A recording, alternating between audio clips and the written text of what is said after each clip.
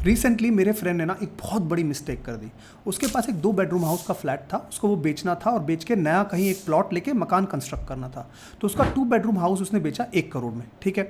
अब उसको प्लॉट जो उसकी जहां बात चल रही थी वो प्लॉट की डील फेल थ्रू हो गई। अब वो प्लॉट की डील नहीं हुई, लेकिन ये फ्लैट इधर बिक चुका था, 1 करोड़ उसके अकाउंट में आ चुके थे। अब जब इनकम टैक्स रिटर्न भरने की बारी आई तो उसको उस 1 करोड़ पे 7.5 लाख का टैक्स उसने पे कर दिया। उसको मालूम नहीं था किसके बारे में, उसको मालूम नहीं था कैपिटल गेन अकाउंट स्कीम के बारे में।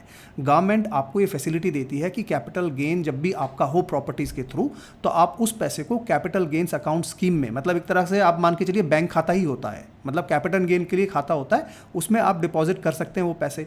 और वो पैसे आप 2 साल तक के लिए उसमें रख सकते हैं और अगली 2 साल तक आप प्रॉपर्टी अपनी ढूंढ सकते हैं। एंड अगर आपने अगले 2 साल में प्रॉपर्टी में, नई प्रॉपर्टी में इन्वेस्ट कर दिया उस सेम पैसे को लेके, ठीक है, तो आपको उस पर 0 कैपिटल गेन टैक्स देना है। लेकिन बहुत लोग को ये मालूम ही नहीं है, तो वो क्या करते हैं, अपनी प्रॉपर्टी बेच के उस पर कैपिटल गेन टैक्स पे कर देते हैं, सीए के पास जाते नहीं है, प्रोफेशनल एडवाइस लेते नहीं है। आप वो काम नहीं करना। अगर आप प्रॉपर्टी बेचते हो और आप कहीं नई प्रॉपर्टी लेने में आपको समय लग रहा है, तो उसको कैपिटल गेन अकाउंट स्कीम में डाल सकते हो।